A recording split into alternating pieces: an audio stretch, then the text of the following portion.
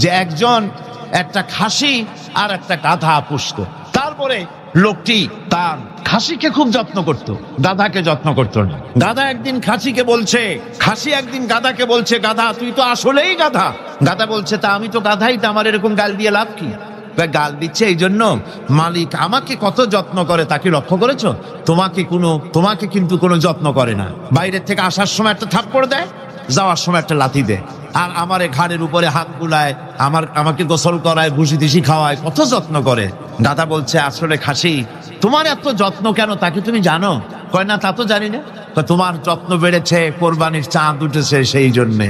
এই পৃথিবীতে অন্যায় কাজ করার পরেও যারা নাকি পৃথিবীর বুকে সুখ পায়, শান্তি পায়, কোনো জিনিসের অভাব নাই, নেতৃত্ব আছে, ক্ষমতা আছে, বাড়ি আছে, গাড়ি আছে, ইন্ডাস্ট্রি আছে, সবকিছু আছে, কোনো জিনিসের অভাব নাই, তারা অহংকারে মেতে ওঠে, ভাবে আল্লাহ বুঝি খুব রহমত করতেছেন। না, পর্সা পাওনা সব এখানে শেষ করে দিল, ওর কিন্তু শান্তি নাই।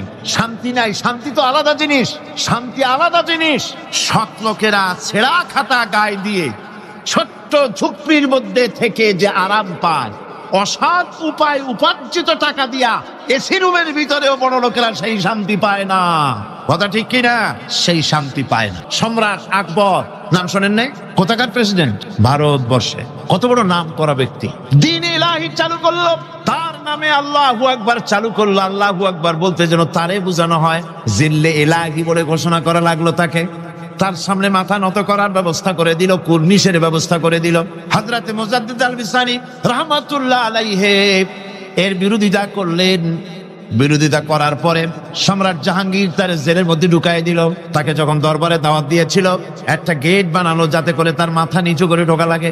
আল্লাহর মাহবুব বান্দা মুজাদ্দিদ আল বিসানি রাহমাতুল্লাহ আলাইহি তিনি মনে করলেন এখানে গেটটা নিচু করা হয়েছে যাতে করে আমি মাথা নিচু করে ঢুকি, আর এটাই সে কুর্নিশ হিসাবে ধরে নেবে।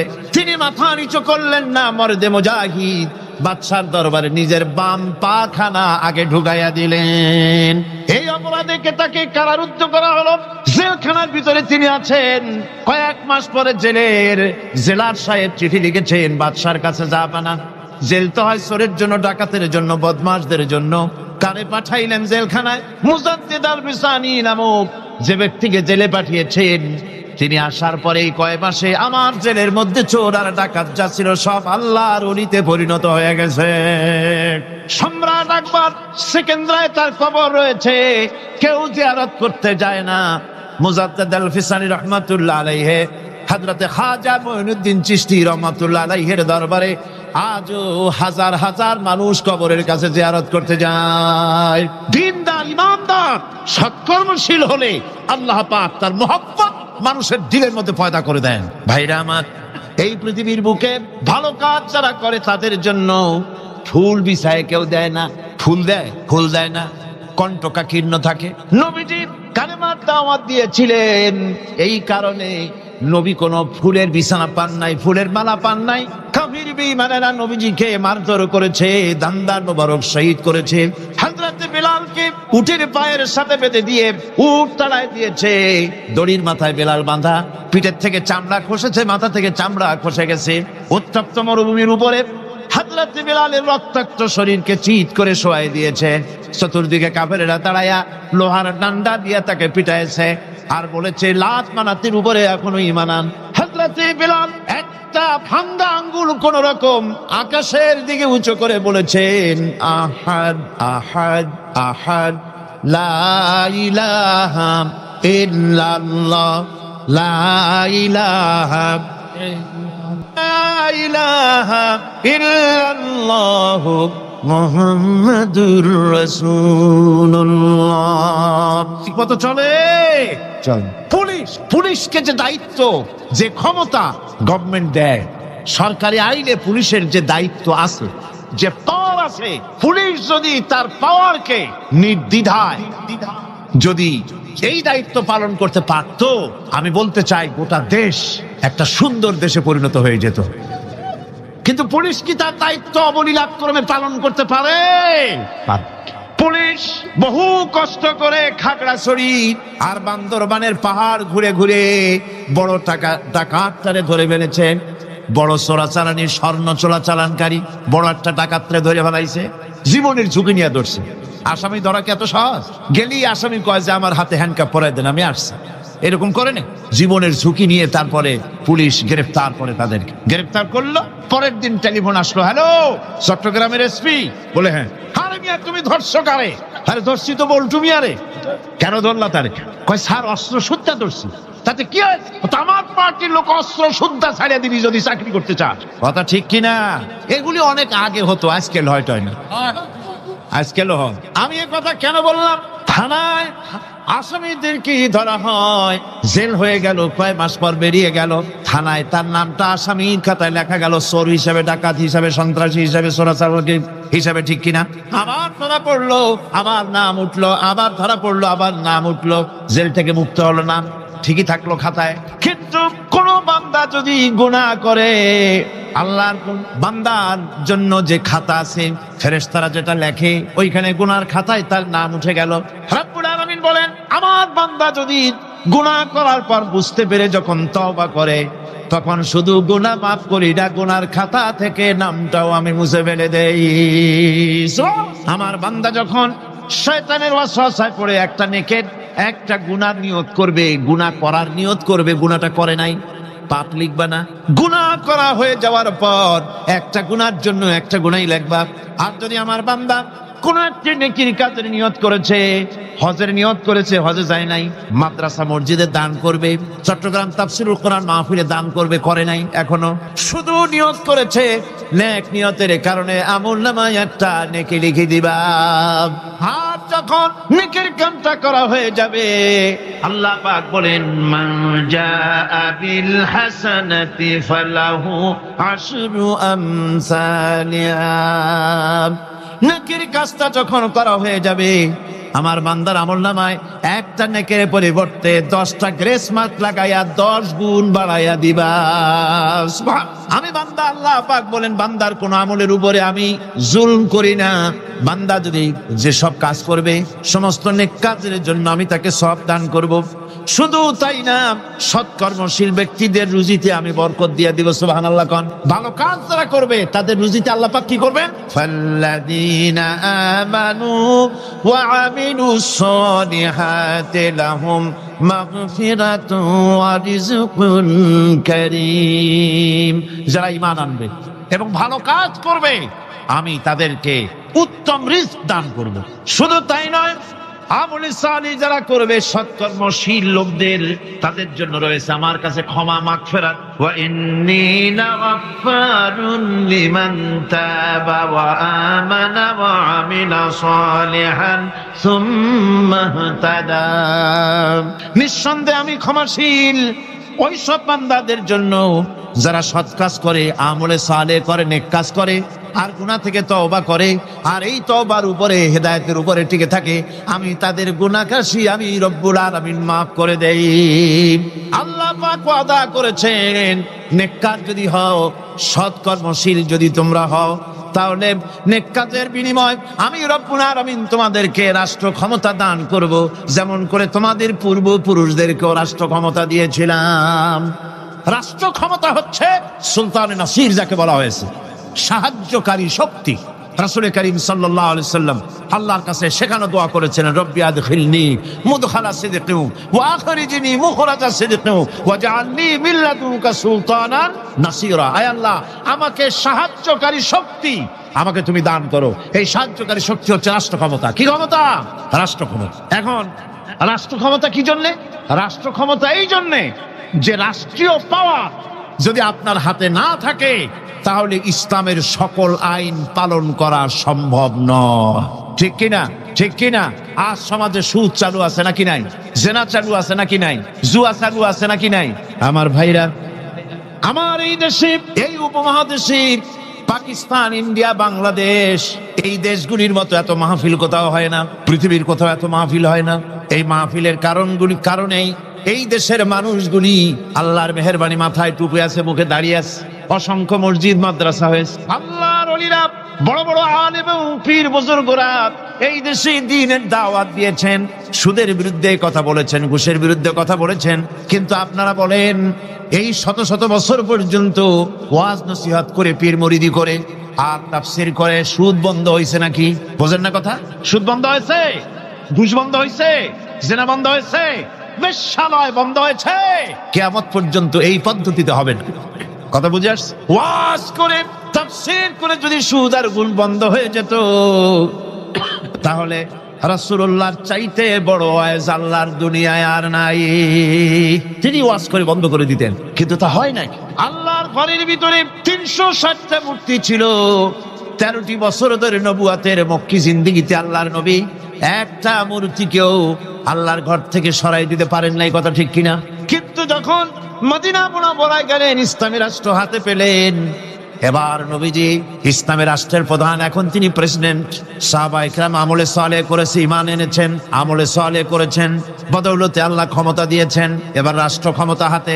রাসূলুল্লাহ মক্কা দখল করলেন, কাবার ঘরের মধ্যে প্রবেশ করলেন, হাতে একটা লাঠি ছিল, মূর্তিগুলার মাথায় আঘাত করলেন, বললেন জা আল হক ওয়া যাহাকাল বাতিল ইন্নাল বাতিলা কানা যাহুকা। সত্য সমাগত, মিথ্যা অপসৃত। সমস্ত মূর্তিগুলি ঘর থেকে বের করে দিলেন। আজ আর কারো ক্ষমতা নাই এই মূর্তি টিকাবার জন্য আগায় আসে। সিনা পাইতে আছে মূর্তি ভাঙ্গেন কেন? আছে কেউ? আছে কেউ? শুধু তাই না, কাবা ঘরে ঢোকার জন্য চাবি যার কাছে থাকে সে লোকের আজ আর টাকা লাগে নাই। এর আগে রাসূলুল্লাহ ঘরের মধ্যে ঢুকতে চাইছিলেন, ঢুকতে দেওয়া হয়নি, আরো গালাগালি দেওয়া হয়েছিল। আর আজকে চাবিওয়ালা দৌড়ে আসছে, হুজুর ঘরে ঢুকবেন না, এই নেন চাবি। আল্লাহ রসুল চাবি নিলেন, ঘরের মধ্যে ঢুকলেন, মূর্তিগুলো ফালাই দিয়া আল্লাহর ঘরের বাইরে এসে চাবির রক্ষককে ডেকে বললেন, এই চাবি তোমার কাছে থাকবে, কোন জালেম ছাড়া তোমার কাছ থেকে এই চাবি কেউ নেবে না। রাহমাতুল লিল আলামিন, কি ব্যবহারটা! এই চাবি তোমার কাছেই থাকবে। লোকটি স্পষ্টই বুঝতে পারলো তিনি কোনো সাধারণ মানুষ নন, সাধারণ কোন দেশ দখলকারী বাদশা নন। নিঃসন্দেহে তিনি আল্লাহর নবী। তিনি পড়ে নিলেন লা ইলাহা ইল্লাল্লাহু মুহাম্মাদুর রাসূলুল্লাহ। আজ পর্যন্ত ওই চাবি ওই বংশের লোকের কাছেই থাকে, কারণ রাসূলুল্লাহ বলেছেন জালেম ছাড়া এই চাবি তোমার কাছ থেকে কেউ নেবে না। এখন বাদশাও চাবি নেয় না, যেহেতু হাদিস অনুযায়ী জালেম হয়ে যাবে। রাসূলুল্লাহ ঘরে ঢুকলেন, মূর্তিগুলি ভালাই দিলেন, হাত সুদ বন্ধ করে দিলেন, ঘুষ বন্ধ করে দিলেন। বাংলাদেশে কিয়ামত পর্যন্ত যদি ওয়াজ হয়, সুদ ঘুষ বন্ধ হবে না। তবে হ্যাঁ, বাংলাদেশে একটা জায়গা আছে যেখানে বসে সুদ একদিনই বন্ধ করে দেওয়া যায়। সেটা কোন জায়গা? কোন জায়গা? আপনারা খুব ভালো করে বুঝেছেন, সেটার নাম সংসদ। কিন্তু গোটা জাতির কপাল খারাপ, যারা সুদকে মায়ের সাথে জিনা করার মতো গুনাহ মনে করে, সেই লোকগুলির আধিক্য পার্লামেন্টে জাতি বানাইতে পারে নাই।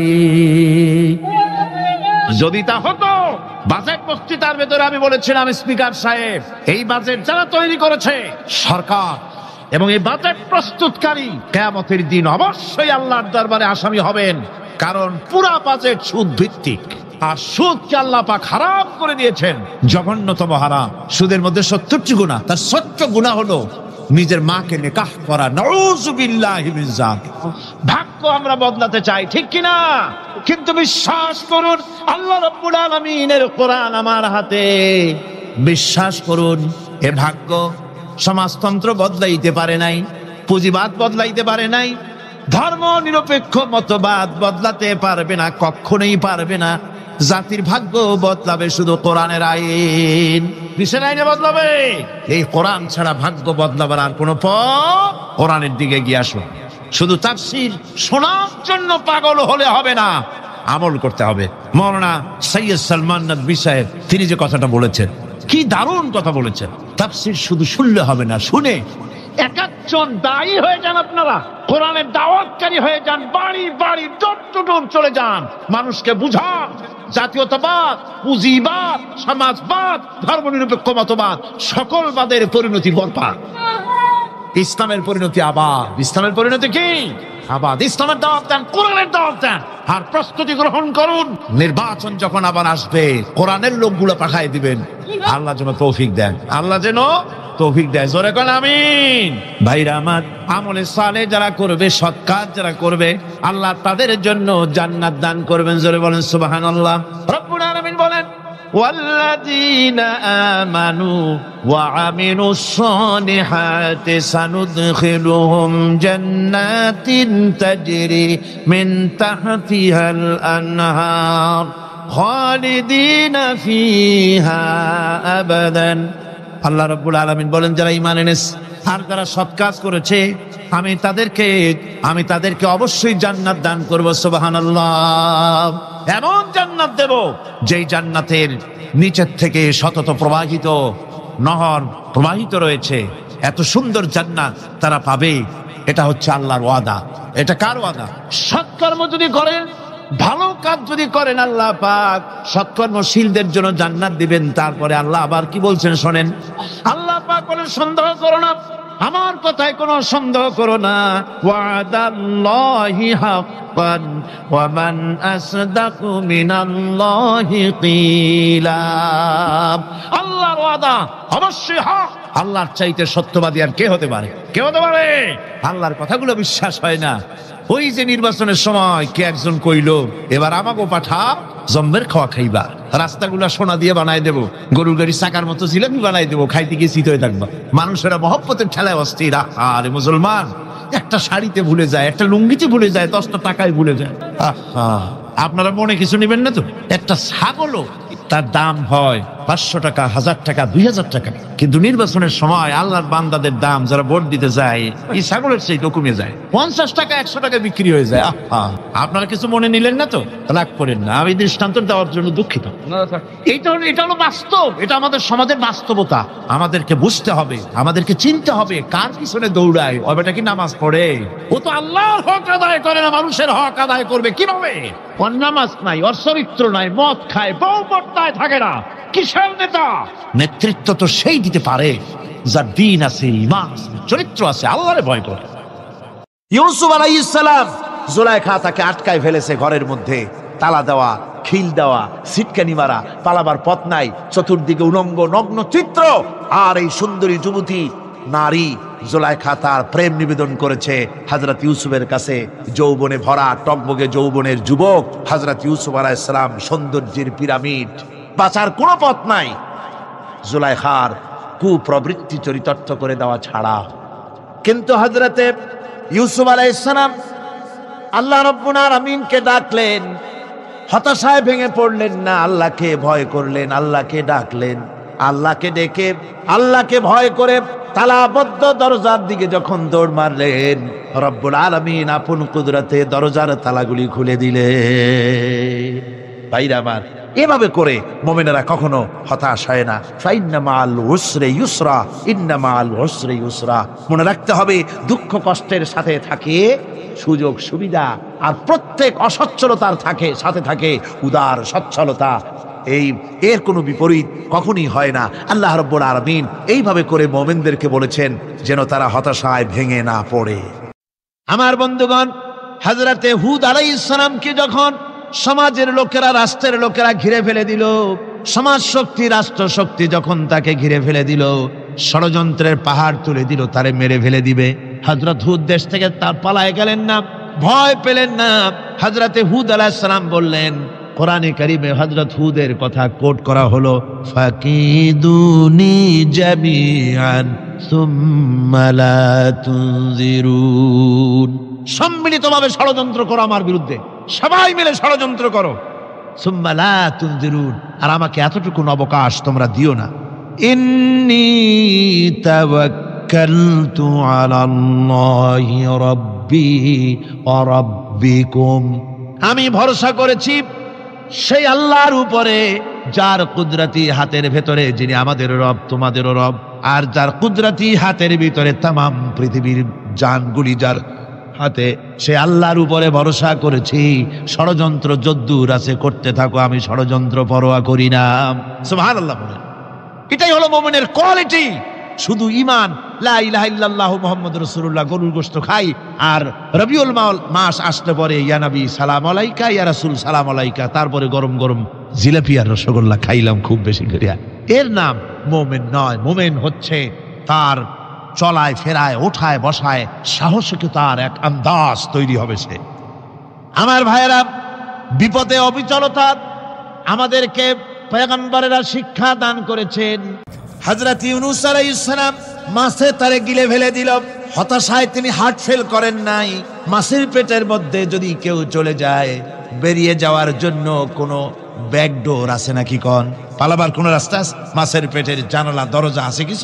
কিছুই না। তিনি হতাশ হলেন না, মাছের পেটের ভেতরে বসে হযরত ইউনূস আলাইহিস সালাম বুক ভরা আশা নিয়ে আল্লাহর দরবারে তিনি ঘোষণা করলেন, লা ইলাহা ইল্লা আনতা সুবহানাকা ইন্নী কুনতু মিনাজ জালিমিন। পড়েন না সবাই, লা ইলাহা ইল্লা আনতা সুবহানাকা ইন্নী কুনতু মিনাজ জালিমিন। হযরত ইউনূস আলাইহিস সালাম বললেন, আল্লাহ তুমি ছাড়া কোনো ইলাহ নাই, তোমার পবিত্রতা ঘোষণা করছি, আমি জালিমদের অন্তর্ভুক্ত হয়ে গেছি। তিনি যখন চিল্লাচ্ছিলেন, মাছের পেটের ভিতরে বসে যখন কাতরুক্তি করতেছিলেন, আল্লাহ বুঝি তখন শোনেন নাই সে কথা? কি বলেন? আল্লাহ বুঝি তখন তন্দ্রায় বা নিদ্রায় ছিলেন? না, আল্লাহ পাক কি ঘুমান? তন্দ্রায় যান? লা তাখুযুহু সিনাতুন ওয়ালা নাওম। আল্লাহ রাব্বুল আলামিন বলেন, কোন তন্দ্রা বা নিদ্রা আল্লাহ রাব্বুল আলামিনকে স্পর্শ করে না। হযরত ইউনূস আলাইহিস সালাম যখন মাছের পেটের ভিতরে বসে চিৎকার মারলেন, আল্লাহ পাক বলেন, ইউনূস রে, তোমার ওই ডাক কেউ শোনে নাই, দুনিয়ার কোনো রাজা বাদশাহ শোনে নাই, দুনিয়ার কোনো বন্ধু বান্ধব তোমারও শোনে নাই, কিন্তু আমি তোমার আরশের মালিক, আমি রব্বুল আলামিন শুনেছি। শুধু শুনি নাই, সঙ্গে সঙ্গে জবাব দিয়ে দিয়েছি। ফাস্তাজাবনা লাহু ওয়া নাজ্জাইনাহু মিনাল গাম্মি। পড়েন, ফাস্তাজাবনা লাহু ওয়া নাজ্জাইনাহু মিনাল গাম্মি ওয়া কাযালিকা নুজিল মুমিনিন। আল্লাহ পাক বলেন, আমি জবাব দিলাম। মাছের পেটের ভিতরে বেদনা শুরু হয়ে গেল, মাছ আর তলদেশে শুয়ে থাকতে পারলো না, সাঁতরাতে পারলো না, মাছ ভেসে উঠল উপরে। পেটের যন্ত্রণায় মাছ কিনারায় চলে এসে বমি করে দিতে পারলে যেন বাঁচি, এই অবস্থা মাছের হলো। কিনারায় চলে এলো, বমি করে ইউনূস আলাইহিস সালামকে ফেলে দিল, মাছও বাঁচলো, ইউনূস আলাইহিস সালামও বাঁচলো।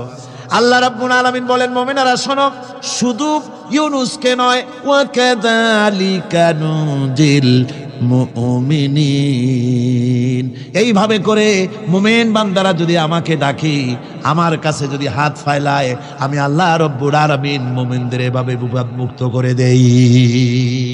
আমার বন্ধুগণ, কোরআনে কারীমে রব্বুল আলামিন বলেন, ফাআনজালাল্লাহু সাকিনাতাহু আলাইহি ওয়া আইয়াদাহু বিজুনুদিন লাম তারাওহা।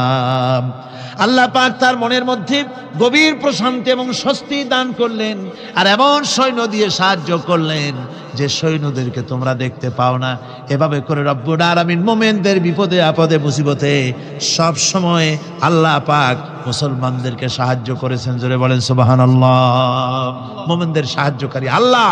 তাই ইসলামী আন্দোলনের সাথে যারা আছে, যারা কর্মী, যারা নেতা, যারা মুমিন, যারা ঈমানদার, মেঘের মতো প্রচন্ড কালো মেঘ হয়ে চতুর্দিক থেকে অন্ধকারের মতো এসেছে বিপদ, কোনো বিপদ না। আল্লাহ পাক সাহায্যকারী। কে সাহায্যকারী? জোরে বলেন, সাহায্যকারী কে? আল্লাহ সুবহানাহু ওয়া তাআলা, তিনি সাহায্যকারী, ভয় নাই। আল্লাহ পাকের উপর ঈমান আনলে পরে কলিজার ভিতরে দুর্জয় সাহসের সৃষ্টি হয়ে যায়, কোনো ভয় অন্তঃকরণে তার থাকে না। আল্লাহ পাক সাহায্য করেন। আর আল্লাহর উপরে ঈমান আনলে পরে রব্বুল আলামিন বলেছেন, ইয়া আইয়ুহাল্লাযীনা আমানু হাল আদুল্লুকুম আলা তিজারাতিন তুনজিকুম মিন আযাবিন আলিম। এমন একটা ব্যবসার কথা কি বলবো না যে ব্যবসায় তোমাদেরকে জাহান্নামের আযাব থেকে বাঁচায় দেবে। তার প্রথম কাজই হলো আল্লাহর প্রতি ঈমান আনা। ঈমান আনলে পরে এই সমস্ত গুণ তৈরি হয়ে যায়। আর ঈমানে সবচাইতে উপকৃত হয় সমাজের লোকেরা, রাষ্ট্রের লোকেরা, পরিবারের লোকেরা, দেশের মানুষ উপকৃত হয় মুমিনদের দিয়ে ঈমানের কারণে। তার কারণ হলো একজন মুমিন, একজন ব্যক্তি যখন ঈমানদার হয়, মুমিন হয়ে যায়, আল্লাহর প্রতি যখন প্রগাঢ় বিশ্বাস তার এসে যায়, তখন সেই ব্যক্তি নৈতিকতার মান তার বেড়ে যায়। জোরে বলেন সুবহানাল্লাহ। নৈতিক চরিত্রের উপরে সে প্রতিষ্ঠিত হয়, সে মিথ্যা বলতে সাহস পায় না। মুমিন ব্যক্তি মিথ্যা বলতে সাহস পায়? পায় না। কেন পায় না? মিথ্যা বলতে সাহস পায় না, ঠকাতে সাহস পায় না, ওজনে কম দিতে সাহস পায় না, শয়তানি বদমাশি করতে সাহস পায় না। তার কারণ হলো আল্লাহ পাক বলে দিয়েছেন, মুমিন কোরআনের ভিতরে পড়েছে, ইয ইয়াতালাক্কাল মুতালাক্কিয়ানি আনিল ইয়ামিনি ওয়া আনিশ শিমালি কাঈদ। দুজন নিয়ন্ত্রণকারী ফেরেশতা তোমার ডানে এবং বামে বসে বসে তোমাকে নিয়ন্ত্রণ করছে। কোথায় যাও, কি করো, এই ফেরেশতারা বসে বসে সব দেখতেছে। মা ইয়ালফিযু মিন কাওলিন ইল্লা লাদাইহি রাকীবুন আতীদ। মানুষ এমন কোনো কথা বলে না যা ফেরেশতারা রেকর্ড না করে, সব রেকর্ড হয়ে যায়। তাই মুমিন ব্যক্তি দায়িত্বহীন কথা বলতে পারে না। মুমিন ব্যক্তির চরিত্র ভালো হয়ে যায়। সে যে কথা বলে বুঝে শুনে কথা বলে, সে যে ওয়াদা করে বুঝে শুনে ওয়াদা করে। যেহেতু সবকিছুর জবাব কিয়ামতে দিতে হবে। কোথায় দিতে হবে? কোথায় দিতে হবে? কিয়ামতে আল্লাহর দরবারে জবাব দিতে হবে। মহান আল্লাহ রাব্বুল আলামিন বলেছেন, ওয়ালাকাদ খালাকনাল ইনসানা ওয়া না'লামু মা তুওয়াসবিসু বিহি নাফসু। মানুষ সৃষ্টি করেছি আমি, তার অন্তঃকরণের ভিতরে ওয়াসওয়াসা কি হয় আমি জানি। এই জন্য মুমিনেরা মনের ভিতরে কোনো খারাপ কল্পনাও করতে পারে না। খারাপ কল্পনা করলেও তার হিসাব দেওয়া লাগবে আল্লাহর কাছে। কার কাছে? ওয়াইন তুবদু মিন আনফুসিকুম আও তুখফুহু ইউহাসিবুকুম বিহিল্লাহ। আল্লাহ বলেন, মনের মধ্যে যে সব কল্পনা করো তা প্রকাশ করো আর গোপন রাখো, ওইটার হিসাব নেব আমি আল্লাহ পাক। কিয়ামতের দিন আমার কাছে হিসাব দিতে হবে। বন্ধুগণ, এই জন্য মুমিন যারা, মুমিনদের চরিত্র প্রতিষ্ঠিত হয়, মুমিনদের ধারণা থাকে যেখানেই যাই না কেন, যেখানেই বসি না কেন, সেখানেই আল্লাহ, আল্লাহ ছাড়া কোনো জায়গা নাই। আছে নাকি? আছে। আল্লাহ পাক বলেন, মা ইয়াকুনু মিন নাজওয়া সালাসাতিন ইল্লা হুয়া রাবিউহুম। তোমরা যেখানে তিনজন মিলে পরামর্শ করো, মনে রেখো তিনজন নও, ওখানে চতুর্থ সত্তা আমি রব্বুল আলামিন তোমাদের কাছে আছি। সব শুনি আর দেখি। পাঁচজন যেখানে হও সেখানে আমি ষষ্ঠ। এর থেকে যদি কম হও, এর থেকে যদি বেশি হও, বান্দারে তুমি আছো যেখানে আমি আল্লাহ আছি সেখানে। উপায় নাই, সব জায়গায় আমি দেখতে পাচ্ছি। শুধু তাই নয়, রাত্রিবেলায় মানুষেরা গোপনে পরামর্শ করে, করে না? করে কিনা? রাতে রাতে পরামর্শ করে, এক জায়গায় বসে, হলের মধ্যে, পাহাড়ের মধ্যে, কোন জায়গায় বসে পরামর্শ করে। কি পরামর্শ? ইসলামী আন্দোলনের লোকদের মারবে, কোথায় তাদের ধরবে, কোথায় তাদের অত্যাচার করবে, এই সমস্ত পরামর্শ করে। আল্লাহ পাক বলছেন, শুনুন, আল্লাহ রাব্বুল আলামিন বলেন, ওয়া হুয়া মাআহুম إذ يبيتون ما لا يرضى من القول وكان الله بما يعملون محيطا। আল্লাহ পাক বলেন, তিনি তো ঠিক সেই সময়ও তোমাদের কাছে থাকেন যখন তোমরা নিজেদের ঘরের মধ্যে বসে, কোনো এক জায়গায় বসে আল্লাহর মর্জির খেলাফ পরামর্শ করো। আল্লাহ তখনও তোমাদের কাছে থাকেন।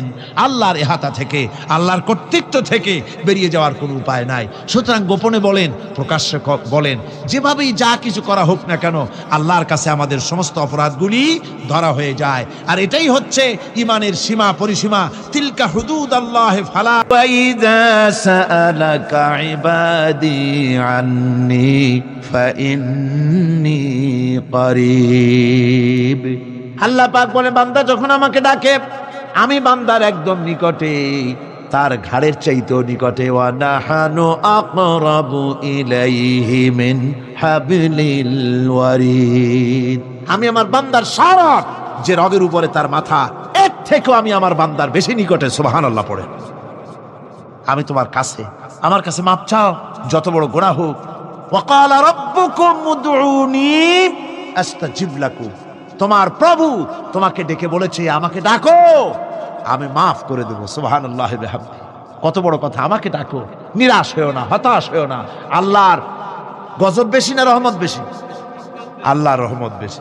হাদিসে কুদসির ভিতরে এসেছে, আল্লাহ পাক বলেছেন, কোন বান্দা যদি আমার দিকে এক বিগত অগ্রসর হয়, আমার রহমত তার দিকে এক হাত এগিয়ে যায়। কোন বান্দা যদি আমার দিকে হেঁটে আসে, আমার রহমত তার দিকে দৌড়ায় যায়। বান্দা যখন আল্লাহর দরবারে দুহাত উঁচু করে চোখের পানি ফেলে দেয়, মুসলিম শরীফের হাদিসের ভিতরে এসেছে, গভীর রাত্রে, রাতের তৃতীয় অংশে আল্লাহ রাব্বুল আলামিন প্রথম আকাশে আসেন আর ডেকে বলেন, পৃথিবীতে আছো নাকি কেউ গুনাহ করে জীবন বরবাদ করে দিয়েছো, আমার কাছে মাপ চাও।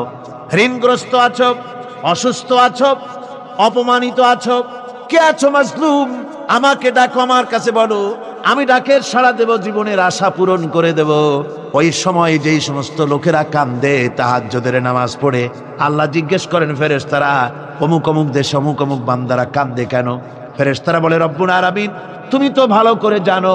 আল্লাহ বলেন, জানি, তবুও তোমাদের মুখে শুনতে চাই।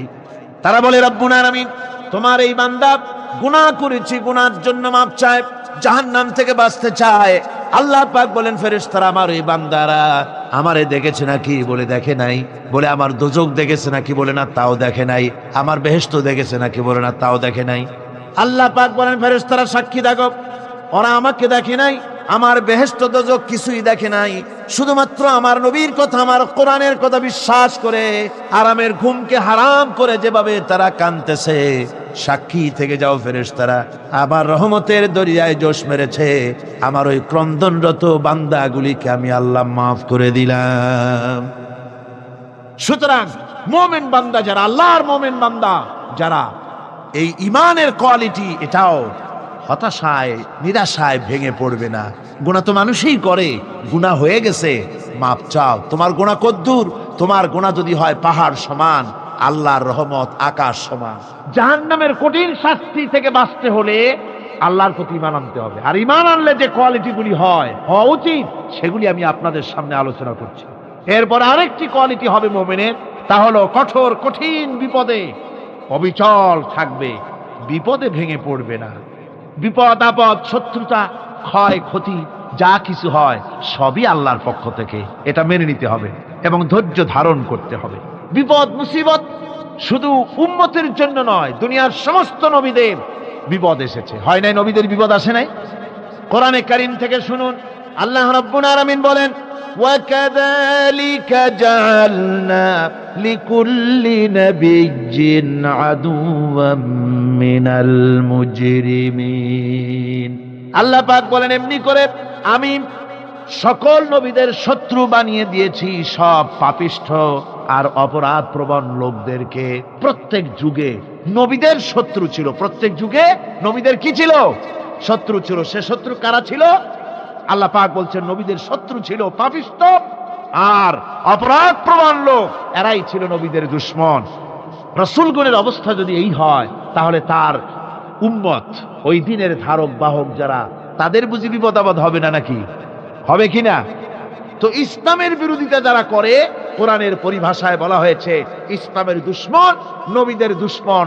দুনিয়ার সব পাপিষ্ঠ আর অপরাধ প্রবণ লোকেরাই ইসলামের দুশমন হয়, নবীদের দুশমন হয়। আজও দেখেন, আজও তাকিয়ে দেখেন, ইসলামী আন্দোলনের বিরোধিতা যারা করে, তারা পাপিষ্ঠ চরিত্রের কিনা তাকায় দেখেন, খুঁজে দেখেন, সর্বত্র খুঁজে দেখুন, খুঁজে দেখুন।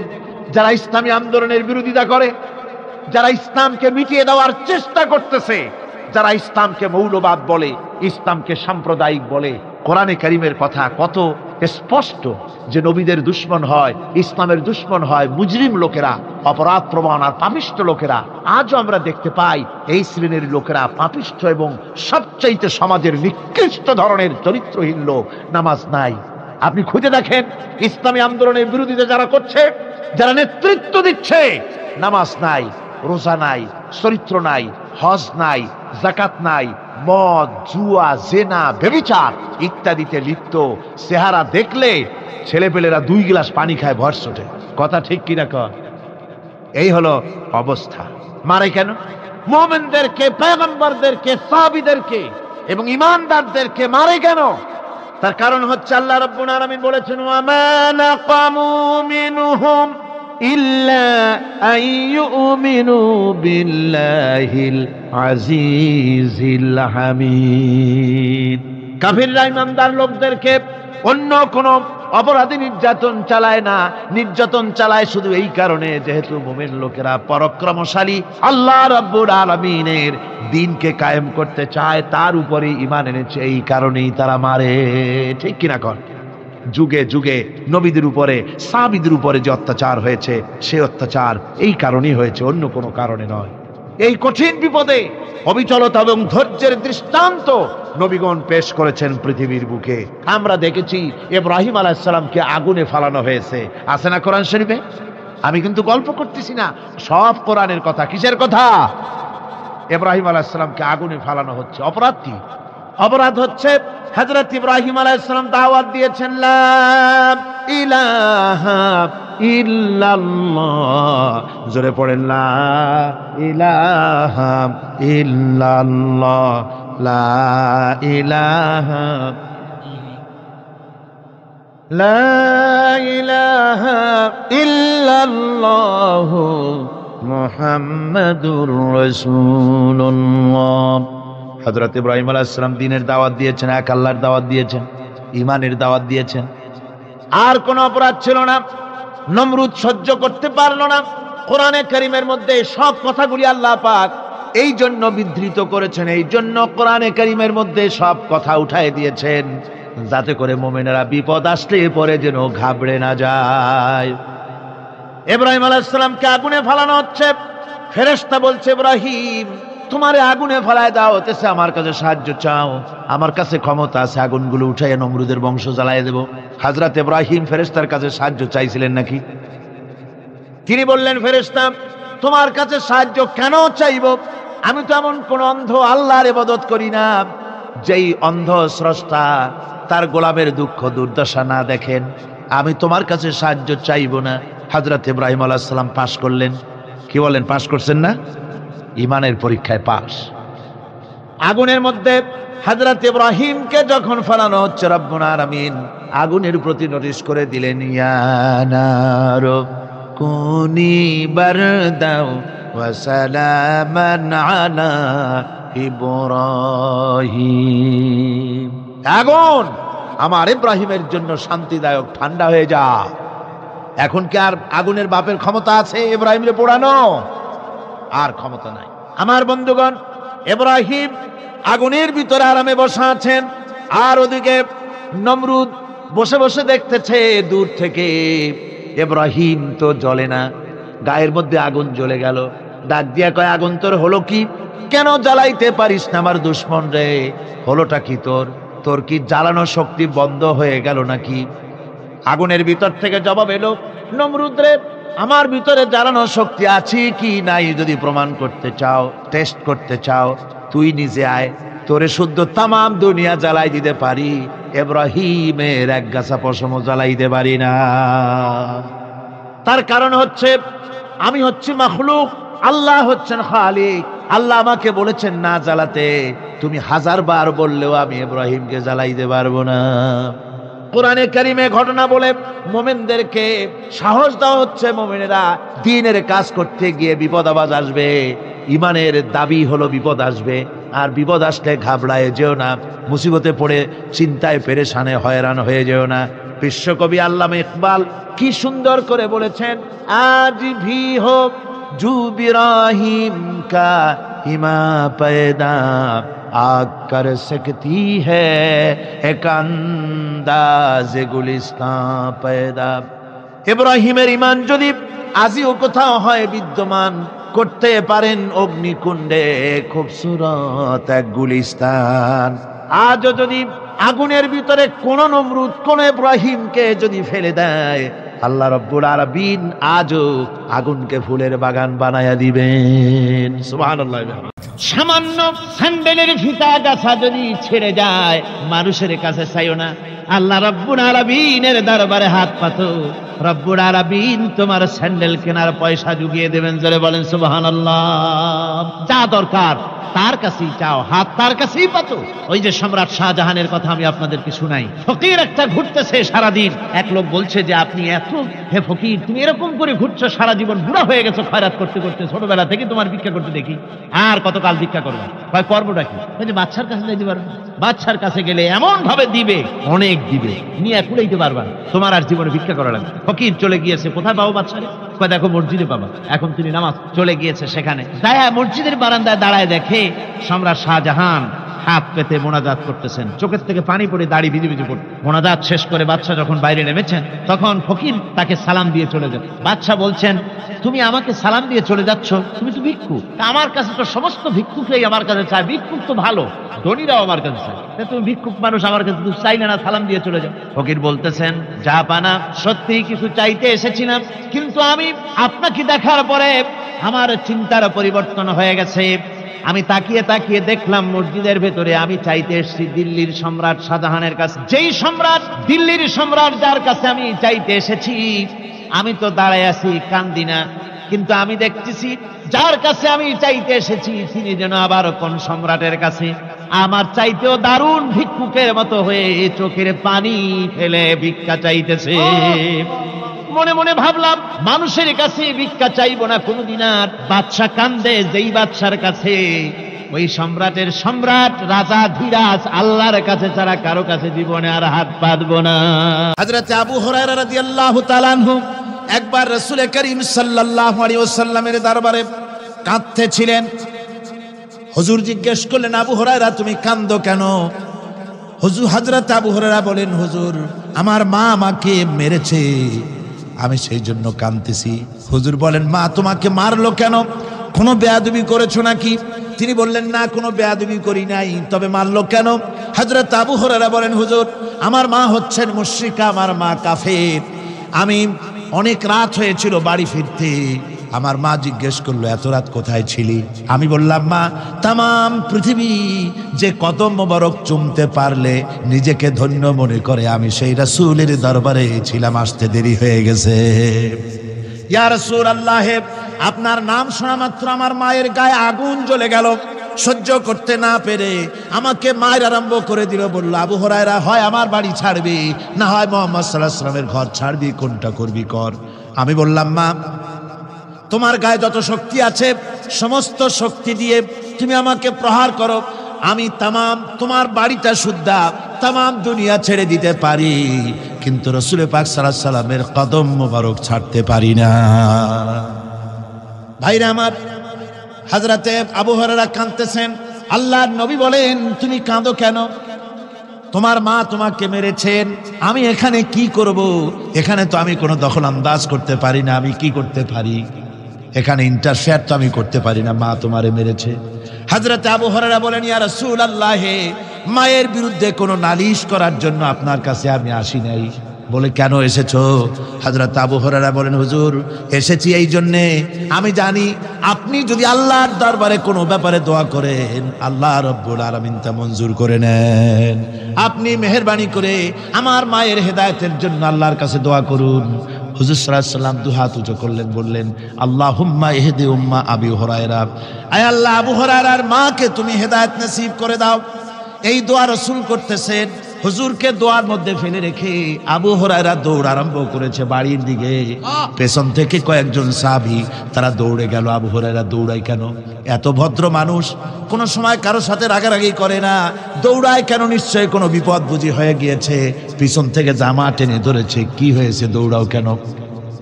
হযরত আবু হুরায়রা বলেন, আমার জামা ছেড়ে দাও, আমাকে দৌড়াতে দাও, আমি দৌড়াইয়া বাড়ি পৌঁছে গিয়ে দেখতে চাই আমি আগে দৌড়ে বাড়িতে গেলাম না নবীজির দোয়া আমার আগে আমার বাড়ি পৌঁছে গেল, কোনটা হলো আমি সেটা দেখতে চাই। হযরত আবু হুরায়রা দৌড়াতে দৌড়াতে ঘরের কাছে গিয়ে নক করেছে। ভিতর থেকে আওয়াজ এলো, কে? কিছুক্ষণ পর মা আমার বেরোলেন, মাথার চুল দিয়ে পানি পড়তেছে, বুড়া মানুষ। মা আমার কাছে এসে বলল, বাবা তোমাকে মারার পর আমি বড় অনুতপ্ত হয়েছি, মনে মনে অনুশোচনা করেছি, আরে আমার ছেলে তো কোনো খারাপ জায়গায় যায় নাই, কোনো খারাপ মানুষের কাছে যায় নাই, মারলাম কেন? বড় অনুতপ্ত হয়ে গেছি আমি। এই অনুশোচনা করে আমি এইমাত্র গোসল করেছি, আমাকে নিয়ে চলো তুমি বিশ্ব নবী রাসূলুল্লাহর দরবারে। আমার ভাইরা, রাসূলে পাক সাল্লাল্লাহু আলাইহি ওয়াসাল্লাম আল্লাহর নবী এমন এক মহান সত্তা ছিলেন যে তিনি দোয়া আল্লাহর দরবারে হাত উঁচু করতে দেরি আছে, কিন্তু দোয়া কবুল হতে দেরি নাই। কুতুবে সুবহানি শেখ মহিউদ্দিন আব্দুল কাদের জিলানী রাহমাতুল্লাহ আলাইহি তিনি বলেছেন, মুনাজাত করতে গিয়ে আবেগে বলেছেন, রব্বুল আলামিন, তুমি যদি দয়া করে আমাকে জান্নাত দাও, আর তোমাকে যদি আমি না পাই, তুমি যদি আমার সঙ্গে দেখা না করো, আমারে যদি কথা না বলো, তাহলে এই জান্নাত আমার কোনো লাভ নাই। আর আমাকে যদি জাহান্নাম দিয়ে দাও, আর মাঝে মধ্যে তুমি যদি জিজ্ঞাসা করো মহিউদ্দিন কেমন আছো, তাহলে এই জাহান্নাম আমার জন্য বেহেশত হয়ে যাবে। আয় আল্লাহ, আমি শুধু তোমারই চাই। আল্লাহর নবী বললেন, মহিলা তুমি অপরাধ করেছো, কিন্তু তোমার গর্ভস্থিত সন্তান তো কোনো অপরাধ করে নাই, সুতরাং তোমার উপরে শরীয়তের হদ জারি করা যাবে না, ডেলিভারি হোক, তারপরে বিচার হলো। মহিলা চলে গেল আফসোস করতে করতে যে আমার বিচার হলো না, যদি এর মধ্যে আমি মরে যাই তাহলে জেনা করেছি, দুনিয়ার শাস্তি তো সহজ, পাথর মেরে উড়িয়ে দেবে, সঙ্গে সার করবে, এটা তো সহজ, কিন্তু কিয়ামতের ওই কঠিন জাহান্নামের আগুনে জ্বলতে পারবো না। মহিলাটি সন্তান ডেলিভারির পরে মহিলা চলে এসেছে রাসূলের কাছে, হুজুর এই সে আমার বাচ্চা ডেলিভারি হয়েছে, আপনি মেহেরবানি করে আমার উপরে হদ জারি করেন, শাস্তি দেন। আল্লাহ নবী বলেন, মহিলা তুমি অপরাধ করেছো, কিন্তু তোমার সন্তানের হক আছে, তোমার বুকের দুধ 2.5 বছর পর্যন্ত সে পান করবে, আমি তার হক নষ্ট করতে পারি না। মহিলা আবার চলে গেল কাঁদতে কাঁদতে, যদি এর মধ্যে মরে যায়, 2.5 বছর যেতে পারে নাই, তার আগেই মহিলা ওই বাচ্চাটাকে কোলে নিয়ে হাতে একটা রুটি দিয়া হুজুরের কাছে আসছে, কত পেরেশানি দেখেন। মহিলা এসে বলেন, ইয়া রাসূলুল্লাহ, আমার এই বাচ্চা এখন দুধ ছেড়ে দিয়েছে, সে রুটি খাইতে পারে, হুজুর আর দেরি করবেন না, এই শাস্তি না নিয়ে যদি মরে যায়, জাহান্নামের কঠিন আযাব আমি ভোগ করতে পারবো না। আল্লাহর নবী ওই মহিলাকে অর্ডার দিয়া দিলেন, একে বুক পর্যন্ত মাটির মধ্যে গেড়ে দিয়া চতুর্দিক থেকে পাথর নিক্ষেপ করো। মহিলাকে নিয়ে পাতাকে বুক পর্যন্ত মাটির ভিতরে গেড়ে দিয়া চতুর্দিক থেকে যখন পাথর নিক্ষেপ করা হচ্ছিল, রক্ত ছিটে এসে একজন সাহাবীর গায়ে পড়ায়, সাহাবী মহিলাকে ভৎসনা করলেন। আল্লাহর নবী বললেন, শুনতে পেরে নবীজি বললেন, ও সাহাবী ভৎসনা করো না, বরং এই মহিলার তওবা আল্লাহ রাব্বুল আলামিন এমন ভাবে কবুল করেছেন, যদি সে তওবা দুনিয়ার সব মানুষকে ভাগ করে দেওয়া যায়, তাহলে সমানভাবে ভাগ করে দেওয়া যাবে। 60,000 সৈন্য তাদের অশ্ব নিয়ে, তাদের উষ্ট্র নিয়ে, তাদের মালপত্র নিয়ে, জিহাদের সামান নিয়ে শ্রাবণের খরস্রোতা নদী, উত্তাল তরঙ্গমালায় ভরা নদীর উপর থেকে এই সাহাবীরা পাড়ি দিয়ে ওপার চলে গেলেন। ওপার যাওয়ার পরে হযরতে সাদ বলছেন, তোমাদের কেউ কি হারায় গেছে নাকি? সবাই এদিক ওদিক তাকায় খোঁজ করে বলল, মানুষ তো দূরের কথা, একটা উট আর ঘোড়াও একটাও হারায় যায় নাই।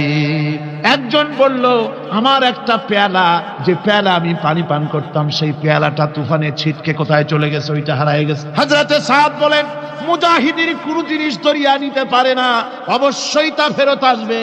এই কথা তিনি বলতেছিলেন, হঠাৎ করে দরিয়ার কিনারে একটা আওয়াজ হলো, দেখা গেল তুফানের ভিতরে সেই হারানো বাটিটা তাদের মধ্যে ফিরে এসেছে। আল্লাহু আকবার! মুজাহিদদেরকে সাহায্য করেন স্বয়ং আল্লাহ রাব্বুল আলামিন। আফ্রিকার জঙ্গলের কাছে ভিন্ন ইতিহাস, জঙ্গলের কাছেই মুসলমানদেরকে থাকতে দেওয়া হয়েছে। মনে করা হয়েছিল জঙ্গলের সমস্ত হিংস্র প্রাণীরা এই মুসলমানদের শেষ করে দেবে, যুদ্ধ করা লাগবে না। হযরতে সাদ সে অবস্থা বুঝতে পারলেন, তিনি একটা মঞ্চ তৈরি করলেন। সেই মঞ্চের উপরে দাঁড়ায় জঙ্গলের প্রাণীদের দিকে লক্ষ্য করে তিনি নোটিশ জারি করে দিলেন, বললেন, ইয়া আইয়াতুহাল হাশারাত ওয়াস সিবাউ নাহনু আসহাবু রাসূলুল্লাহ সাল্লাল্লাহু আলাইহি ওয়াসাল্লাম।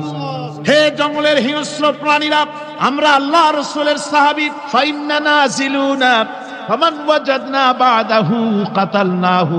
আমরা রাসূলের সাহাবী, এইখানে আল্লাহর দ্বীনকে কায়েম করার জন্য আমরা এসেছি, আল্লাহর কলেমার আওয়াজ নিয়ে আমরা এখানে রাত কাটাবো। সুতরাং এই জঙ্গলের ভিতরে হিংস্র প্রাণী যত আছো সব আমাদের এই জায়গা ছেড়ে অন্যত্র চলে যাও। আফ্রিকার জঙ্গলি মানুষেরা চিন্তা করলো, মানুষের কথা কি জঙ্গলি প্রাণীতে শোনে নাকি, পাগলে কয় কি? তারা তাকায় তাকায় দেখলো হযরতে সাদের এই ঘোষণার পরে বাঘের কাতারে বাঘ, সিংহের কাতারে সিংহ, সাপের কাতারে সাপ, যার যার ডিম আর বাচ্চাগুলি মুখে কামড়াইয়া সাহাবীদের এলাকা ছেড়ে দিয়ে তারা অন্যত্র চলে গেল। আমার মুসলমান ভাইরা, এই ছিল মুসলমানদের ইতিহাস।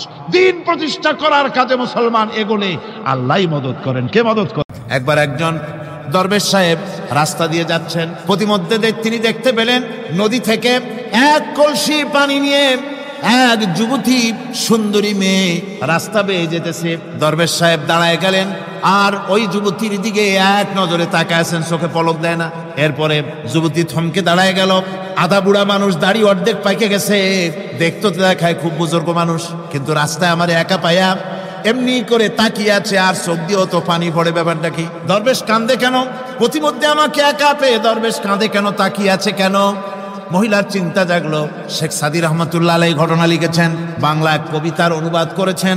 একদা সুখদায়ক প্রমোদা বদন, দর্শন করি মম ঝরিল নয়ন, হেসে কহে সে রূপসী সবিস্ময় মন, কহ দেখি মহাশয় কহ কি কারণ, বিষয়ে বিরাগী তুমি ভুবনে প্রচার, কি হেতু জন্মিল তব মানস বিকার।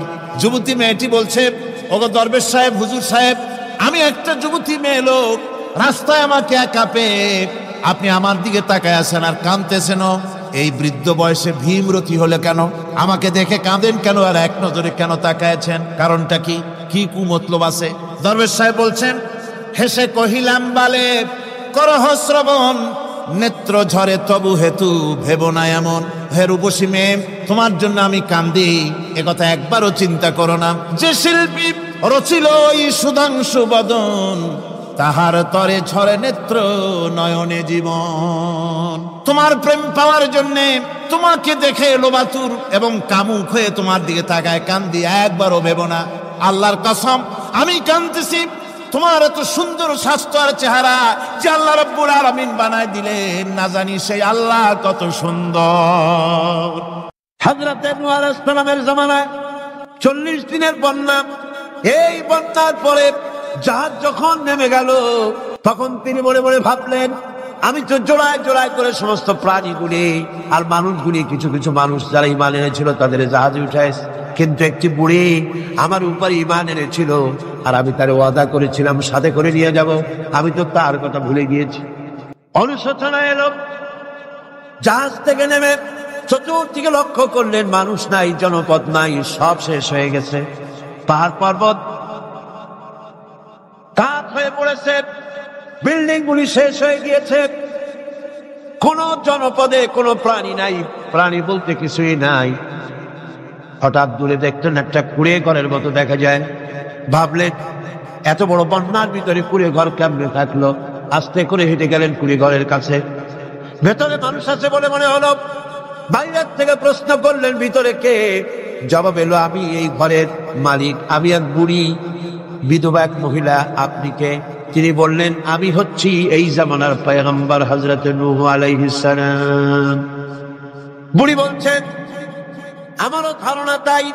আপনি আমাকে ওয়াদা করেছিলেন বন্যা হলে পরে, বন্যার আভার যখন আপনি পাবেন, আমাকে আপনি সাথে করে জাহাজে উঠায় নিয়ে দিবেন। আমার মনে হয় বন্যা কবে হবে সেই খবর দেওয়ার জন্য আপনি এসেছেন। হযরত নূহ আলাইহিস সালাম সিজদায় পড়ে কাঁদতে লাগলেন, বললেন, রব্বুল আলামিন, তোমার কুদরত বোঝার ক্ষমতা আমার নাই। 40 দিন পর্যন্ত পানির ভিতরে মানুষ কেমনে জীবিত রইল? আল্লাহ পাক শোনালেন, রোরে বিপদ যখন এলো, তুমি তোমার উম্মতকে ভুলে যেতে পেরেছো, ভুলে গিয়েছো, কিন্তু আমি রব্বুল আলামিন রহমানুর রহিম, আমি আমার বান্দিরে ভুলি নাই। পানির স্রষ্টা আল্লাহ, পানির ভিতরে তিনি বাঁচাতে পারেন, আবার তিনি আগুনের ভিতরে বাঁচাতে পারেন, সব কিছু করতে পারেন, সমস্ত ক্ষমতা আল্লাহ পাকের। মুনাফিক, তুমি কাকে ভয় দেখাতেছ? তোমার তরবারি এই সমাজের কিছু কাফেরেরা ভয় করতে পারে। তুমি কি আমারে চেনো নাকি? তুমি কারে ভয় দেখাও? তাম পৃথিবীর সমস্ত কাফেরদের উপরে আল্লাহ রাব্বুল আলামিন আমাকে বাঘ বানায় পাঠিয়েছেন। তরবারি দিয়ে প্রমাণ হবে।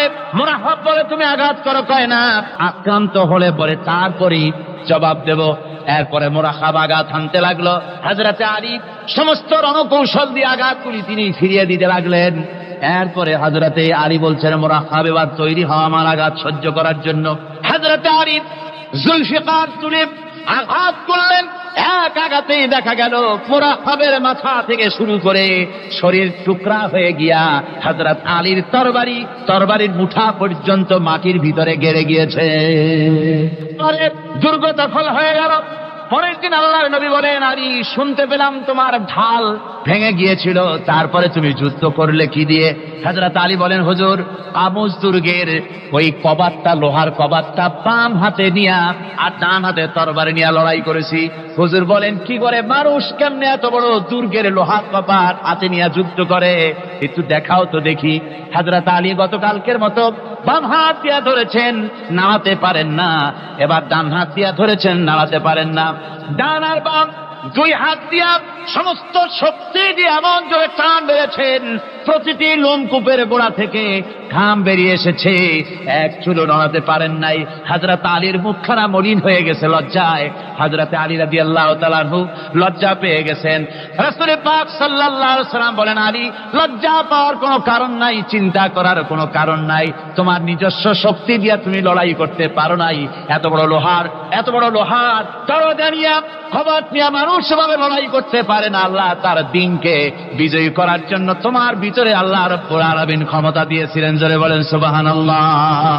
আল্লাহ রাব্বুল আলামিন এই জিহাদের ময়দানে যখন মানুষ আসে, আল্লাহ তাদের উপরে মদদ দান করেন। আমার বন্ধুগণ, আল্লাহর দিনকে জমিনের উপরে প্রতিষ্ঠিত করার জন্য আমরা আজও ঐক্যবদ্ধ হই দিন কায়েমের জন্য, তাহলে আল্লাহ রাব্বুল আলামিন আমাদেরকে মদদ করবেন। আল্লাহ পাক কোরআনে কারীমের মধ্যে বলেছেন, ওয়া কানা হাক্কান আলাইনা নাসরুল মুমিনিন। মুমিনদেরকে সাহায্য করা আমি আল্লাহর জন্য ওয়াজিব হয়ে যায়। জোরে বলেন সুবহানাল্লাহ। মুমিনদের জন্য সাহায্য করা আল্লাহর জন্য কি হয়ে যায়? ওয়াজিব হয়ে যায়। বাইরে একটু বৃষ্টি সহ্য করেন না, খুব বেশি বৃষ্টি, আচ্ছা এটা রহমত। এটা কি রহমত? আমার ভাইরা, জিহাদের ভিতরে আল্লাহর জান্নাতে যাওয়ার জন্য তারা জিহাদ করেছেন। তারা দেশ দখলের জন্য জিহাদ করেন নাই, দিন প্রতিষ্ঠার জন্য লড়াই করা ফরজ। দিন প্রতিষ্ঠার জন্য লড়াই করা কি? জনগণ কি? আর এই ফরজ দায়িত্ব পালন করতে গিয়ে যদি কেউ মারা যায়, তাহলে কোথায় যাবে? ওই শাহাদাতের মত হচ্ছে একটা সেতু বা একটা ব্রিজ, একটা সাঁকো, এপারে দুনিয়া, ওপারে আল্লাহর জান্নাতুল ফেরদাউস। জোরে বলেন সুবহানাল্লাহ। এই জন্য হযরত ওমর ফারুক রাদিয়াল্লাহু তাআলা সব সময় দোয়া করতেন, আল্লাহুম্মা রযুকনি শাহাদাতান ফি সাবিলিক ওয়াজআল মাউতি ফি বালাদি রাসূলিক। আল্লাহ রাব্বুল আলামিন, আমাকে রাসূলের শহরে পৌঁছাও আর আমাকে তোমার দ্বীনের রাস্তায় শাহাদাত মঞ্জুর করো। জোরে বলেন আমিন।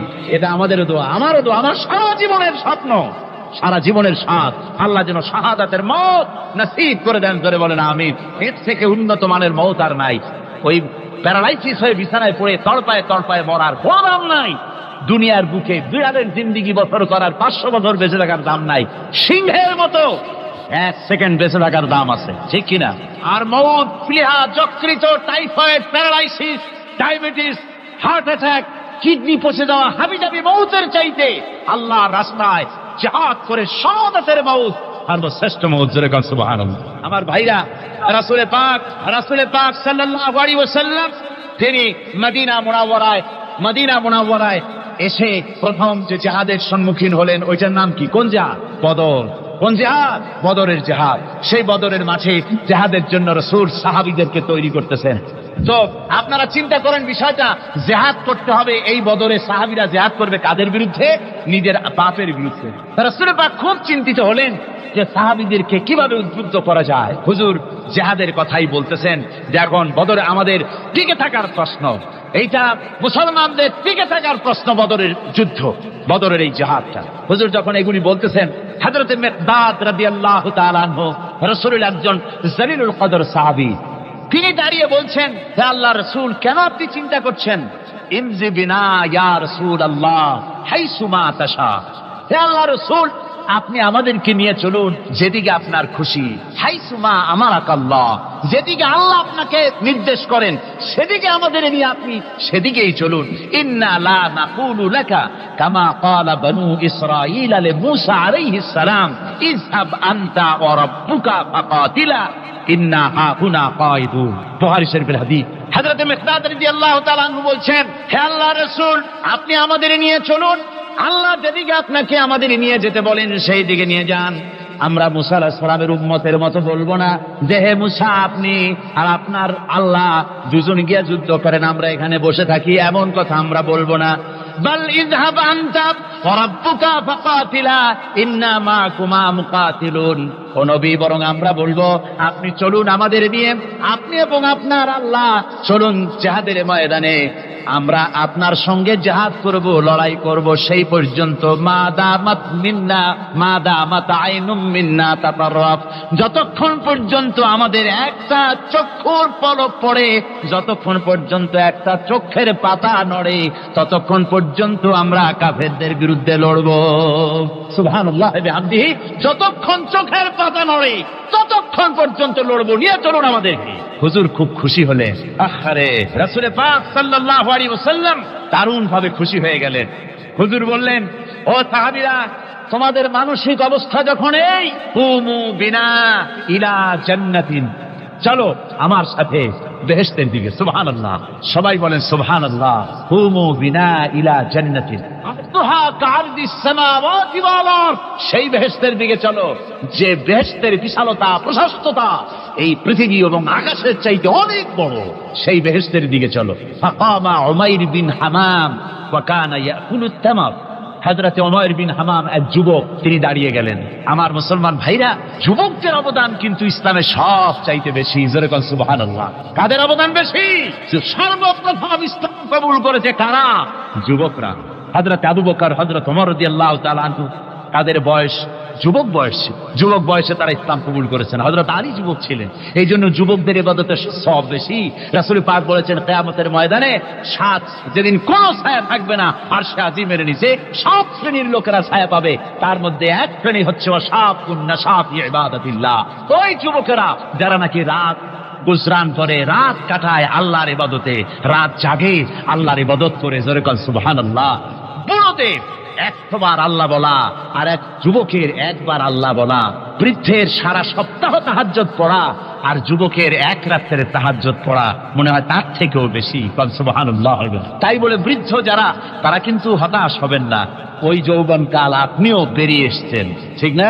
সুতরাং যুবকদের অবদান বেশি। হযরত উমাইর বিন হামাম রাদিয়াল্লাহু তাআলা আনহু, তিনি দাঁড়িয়ে গেলেন, তার হাতে ছিল ওয়া কানা ইয়াকুলুত তামার, তিনি খরমা খাচ্ছিলেন, হাতে ছিল কয়েকটা খরমা। তিনি খরমাগুলি হাতে নিয়ে দাঁড়িয়ে বলছেন ওয়াকালা বাখবাখ, তিনি বলছেন, বাখবাখ শব্দ এটা হচ্ছে লুগাল মুহাল্লিয়া, অর্থাৎ আঞ্চলিক শব্দ। এর অর্থ হচ্ছে মা আযমাহু ওয়া মা আহসানাহু। কি আশ্চর্য, কি সুন্দর, কি বিরাট, কি সুন্দর কথা আপনি বললেন হে রাসূল।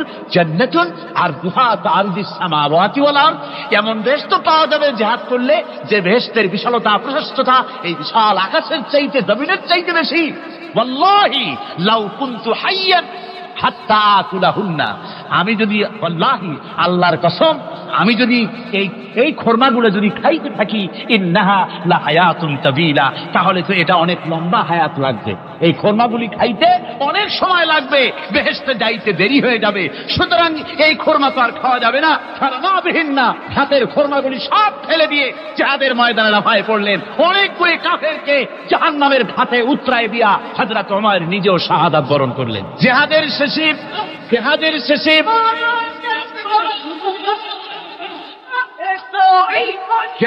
শেষে শহাদায়ে বদরের সমস্ত শহীদদের লাশ এক জায়গায় এনে সাহাবীরা বললেন, হে আল্লাহর রাসূল, আপনি যখন জান্নাতের বর্ণনা দিতেছিলেন তখন যে যুবকটা খরমা খেতেছিল আর জান্নাতের আশায় হাতের খরমা ফেলে দিয়েছিল, যে এই খরমাগুলি খাইতে গেলে তো সময় লাগবে অনেক, বেহেশতে যেতে দেরি হয়ে যাবে, এই কথা মনে করে হাতের খরমা ফিকে ফেলে জিহাদের ময়দানে এসে শাহাদাত বরণ যে যুবকটি জিহাদ করেছিল তার লাশে সেও শাহাদাত বরণ করেছে।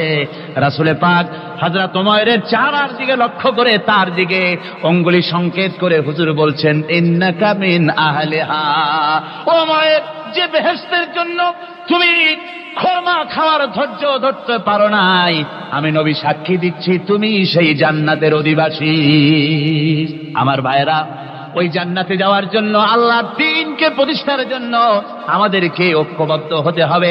আল্লাহর দ্বীনের জন্য আল্লাহর নবীর যে আদর্শ, সে আদর্শ প্রতিষ্ঠার জন্য এগিয়ে আসতে হবে। যদি আমরা তা করতে পারি, আমরা সংখ্যায় কত, আমাদের অস্ত্র আছে কি নাই, আমাদের জনবল কত, আমাদের সৈন্যবল কত, এগুলি প্রশ্ন না। প্রশ্ন হচ্ছে ওয়ালা তাহিনু ওয়ালা তাহসানু ওয়া আনতুমুল আলাউনা ইন কুনতুম মুমিনিন। কোনো ভয় নাই, কোনো চিন্তা নাই, যদি তোমরা মুমিন হও আমি আল্লাহ তোমাদেরকে বিজয়ী করবো। জোরে বলেন সুবহানাল্লাহ।